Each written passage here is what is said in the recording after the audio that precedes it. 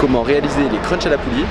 On va voir exactement pourquoi c'est un super exercice pour les abdominaux et comment faire pour le réaliser correctement. Salut, c'est Nico et bienvenue dans l'épisode 39 de Questions Muscu, la mini-série dans laquelle je réponds à vos questions sur la musculation tous les jours. Et aujourd'hui je réponds à la question de savoir comment faire pour réaliser correctement les crunchs à la poulie. Parce que les abdominaux, c'est un des muscles qui est moins bien entraîné en salle de sport. La plupart des personnes, ils vont les entraîner tous les jours avec des séries très longues, en poids du corps, et ils vont pas du tout respecter les règles basiques de l'hypertrophie.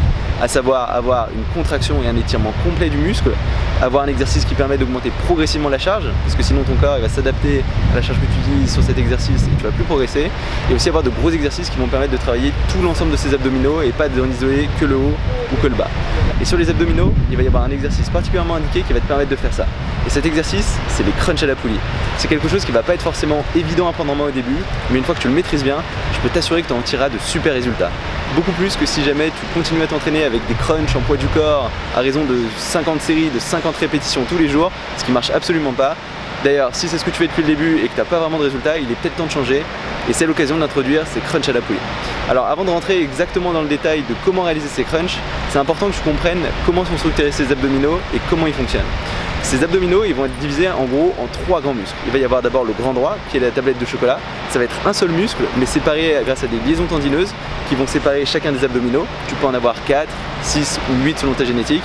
Et si tu es né avec 4 abdominaux, tu pourras jamais en avoir 6 ou 8, et inversement. C'est prédéfini par ta génétique, tu pourras juste leur donner de la masse, tu pourras pas changer le nombre d'abdominaux. Ensuite, tu vas avoir les obliques, qui sont des muscles qui vont passer de chaque côté de ce grand droit et qui vont permettre à la fois la rotation du torse et la flexion. Parce que les fibres de ces obliques, ils vont être en diagonale et quand ils vont se raccourcir, ils vont non seulement entraîner une rotation mais aussi une flexion. Donc c'est important d'avoir des gestes qui font les deux. Et on peut pas se contenter par exemple de faire juste l'exercice, on va prendre un haltère de chaque côté et on va se plier comme ça de gauche à droite. C'est quelque chose que j'observe très souvent mais qui est hélas très peu efficace pour réussir à donner de la masse à ces obliques. Donc si jamais tu fais ça, il est temps de changer d'exercice. Je te proposerai très bientôt un nouvel exercice pour travailler ces obliques dans une prochaine vidéo. Et le troisième muscle, ça va être le transverse. Et le transverse, c'est un muscle interne qui va passer sous ton grand droit et qui va retenir tes organes, qui va les empêcher de sortir vers l'avant. Et souvent, quand on parle de ventre plat, il y a beaucoup d'exercices qui vont cibler ce transverse. Parce que les personnes qui en général ont ce ventre rond, même en ayant des abdos, c'est que ce transverse est un peu distendu, ou dans le cas des bodybuilders qui prennent des stéroïdes, qui ont juste de trop gros organes, puisque les stéroïdes ça fait aussi gonfler les organes. Mais pour la plupart des personnes et des personnes naturelles, si jamais tu as un ventre un peu rond, malgré le fait que tu aies peu de gras, il faudra muscler ce transverse. Mais dans cette vidéo, on va vraiment se concentrer sur le crunch à la poulie. Et le crunch à la poulie, il va principalement cibler le grand droit. Un petit peu les obliques de façon secondaire pour stabiliser le geste et un petit peu ce transverse parce qu'à chaque fois qu'il y a contraction des abdos, ce transverse il va être plus ou moins engagé, mais ça va être surtout le grand droit qui va être travaillé. Et l'intérêt de cet exercice, c'est qu'il a vraiment tous les bons facteurs pour réussir à donner de l'hypertrophie à un muscle. À savoir qu'il permet d'avoir une amplitude complète, une contraction complète, il va travailler tout l'ensemble des abdominaux et il va permettre en plus d'avoir une tension continue pendant toute la durée du mouvement. Donc c'est très intéressant. Parce qu'il y a une chose qu'il faut que tu comprennes, c'est que tes abdominaux ils vont pas juste t'aider à relever tes épaules. Ça va être un geste beaucoup plus complexe que ça. En fait, tes abdominaux ils vont non seulement t'aider à t'enrouler, enrouler le haut de ta colonne, donc ramener tes épaules vers ton bassin, mais aussi d'enrouler ton bassin vers ta tête. Donc surtout la partie basse de tes abdominaux, elles vont aider à engager ce bassin, à l'enrouler et à ramener ce bassin vers ta tête. Pas relever les jambes, vraiment à enrouler ce bassin. Donc il faut vraiment engager ce bassin pour réussir à bien travailler ces abdos du bas. Et l'intérêt de ce crunch à la poulie, c'est qu'il va non seulement permettre d'avoir ces épaules qui vont être ramenées vers ce bassin, mais aussi ce remboîtement de bassin au début du geste. Donc comment on va réaliser cet exercice? La première chose à faire, ça va être de munir d'un step ou d'un banc que tu vas mettre en face de la poulie. Parce que le problème, c'est que si tu mets pas ce step ou ce banc, quand tu vas commencer à t'enrouler, assez rapidement, tu vas être limité dans ton amplitude par le sol. Ta tête, elle risque de cogner par terre et tu auras une amplitude qui sera pas complète. Tu vas commencer à initier le mouvement, travailler un peu tes bas d'abdominaux, mais tu vas pas réussir à aller bien jusqu'au bout et tu vas un peu délaisser le haut des abdominaux. Et souvent, ce que j'observe en salle de sport, c'est des personnes qui font cet exercice, mais qui ont peur d'être ridicules et qui du coup osent pas utiliser ce banc ou ce step. Donc nous, on va s'entraîner en laissant l'ego de côté, on va prendre ce banc, on va prendre ce step, et tes abdos, ils te remercieront parce que tu auras une meilleure amplitude. Et comme toujours, avoir un étirement complet, une contraction complète, ça va être un des grands facteurs qui va t'aider à prendre de la masse. Donc une fois que tu as ce banc, tu vas le mettre en face de la poulie, de sorte à pouvoir mettre tes genoux au bord du banc et avoir juste la place d'avoir le torse dans le vide devant la poulie. Ensuite, tu attrapes la corde que tu auras attachée en haut de la poulie en position haute et tu mets les mains derrière la tête. Tu gardes les coudes bien collé de part et d'autre de ta tête, bien fixe, et toute cette partie normalement elle doit rester très fixe. Ensuite ce que tu vas faire c'est mettre un poids qui permet de retenir ton torse. Tu dois pas mettre très lourd, ça doit pas te retirer d'un seul coup, mais ça doit permettre d'éviter la chute de ton torse dans le vide. De toute façon tu vas très rapidement te sentir, s'il n'y a pas assez de poids tu vas commencer à tomber en avant, et du coup il faudra que tu augmentes un petit peu le poids. Une fois que ça c'est bien en place, tu vas te mettre à 4 pattes au bout de ton banc avec les fémurs perpendiculaires au sol et le bassin perpendiculaire à ce fémur. Donc en gros tu vas avoir au niveau de ton bassin un angle de 90 degrés. Les fémurs vont donc vertical et ton torse dans la position de départ il doit être parallèle au sol. Donc là tu attrapes cette corde derrière la tête et ce que tu vas faire au lieu de commencer à t'enrouler tout de suite, c'est au contraire en gardant ce bassin fixe, essayer de remonter un peu les épaules vers le haut. Donc commencer avec le dos un petit peu creusé et l'intérêt de ça c'est que ça va permettre justement ce déboîtement du bassin et tu vas complètement étirer le bas de tes abdominaux. Et c'est vraiment important parce que sans ce déboîtement du bassin, sans cet étirement complet du bas de tes abdominaux, tu n'arriveras pas à cibler la partie basse de ton grand droit. Donc si tu veux vraiment travailler tout l'ensemble de tes abdos, ce sera important de commencer en étant un petit peu au-dessus de la parallèle. À partir de là, tu vas commencer à descendre, mais pas en tirant avec tes épaules en premier.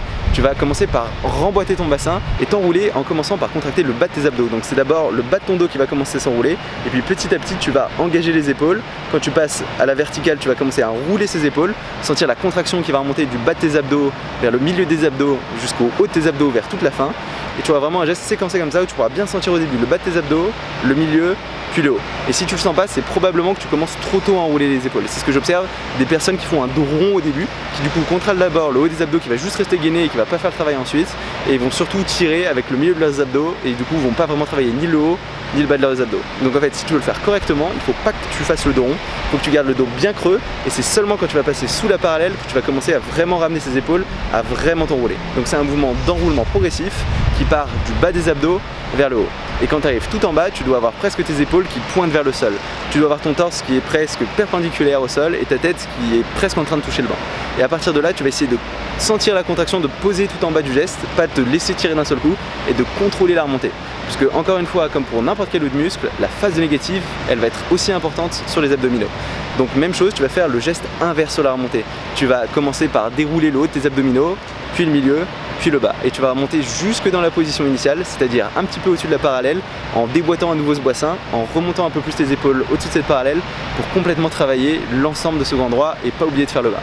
Et c'est comme ça que tu arriveras à vraiment sentir la contraction dans tout l'ensemble de tes abdominaux et que tu tireras un maximum de résultats de ce crunch à la poulie. Et ce crunch à la poulie, c'est un exercice assez unique qui te permettra de travailler tout l'ensemble de ces abdominaux, qui te permettra de rajouter progressivement du poids ajouté à la poulie, et en plus d'avoir une tension continue qui est toujours une bonne chose pour bien sentir ta contraction et réussir à progresser efficacement. Après, quand tu vas commencer à faire cet exercice, ce sera pas forcément évident de trouver ton équilibre tout de suite et réussir à bien sentir tes abdominaux. Donc faut être patient, commence avec un poids relativement léger qui te permet juste de remonter ton torse, concentre-toi bien sur la contraction, initie le mouvement en contractant tes abdos, tu vises pas le geste mais d'abord tu contractes tes abdos et à partir du moment où c'est contracté, normalement le geste il doit suivre naturellement parce que sinon tu auras tendance à plus utiliser tes lombaires, tirer avec ton dos et ce sera beaucoup moins efficace. Donc initie bien avec les abdos, n'utilise pas ton dos et contrôle bien ce geste en pensant bien à contracter le bas des abdos en premier, le milieu des abdos ensuite et les hauts des abdos seulement à la fin. Et de façon générale, cet exercice on essaiera de le faire en début de séance parce que vu que les abdos c'est un muscle sur lequel c'est dur d'avoir une bonne contraction, tu auras du mal à le faire en fin de séance, donc il vaut mieux le faire en début de séance quand tu as pas mal d'énergie. Et du coup ce que je te conseille de faire c'est systématiquement de le faire avant tes séances, jamais à la fin. Et il y a beaucoup de personnes qui stagnent juste parce que leurs abdos ils viennent toujours en fin de séance quand ils sont fatigués. En plus ils font en général que des crunchs pour des séries très longues sans respecter les règles de l'hypertrophie. Donc tous ces facteurs ça a tendance à t'empêcher de prendre du muscle sur ces abdominaux. Et c'est du bon sens, mais ces abdominaux il faut les entraîner comme les autres muscles. Donc typiquement ce qu'on fera c'est 4 séries de 12 à 15 répétitions vu qu'ils sont un peu plus endurants avec seulement 1 minute de repos entre les séries. En début de séance, ce sera suffisant pour travailler tout l'ensemble de ces abdominaux. Et voilà, ça va être tout pour cette vidéo sur les crunchs à la poulie. C'est un exercice que j'aime vraiment beaucoup et que je te conseille vraiment d'essayer si t'as pas encore réussi à vraiment donner de la masse à tes abdos. De toute façon, t'as rien à perdre. Et si jamais t'as bien aimé cette vidéo, n'hésite pas à mettre un petit pouce bleu. Tu peux aussi t'inscrire à ma chaîne YouTube si tu l'as pas encore fait. Comme ça, tu sauras quand je sors de nouvelles vidéos. J'en sors tous les jours. Et du coup, on se retrouve dès demain pour une nouvelle vidéo. Salut!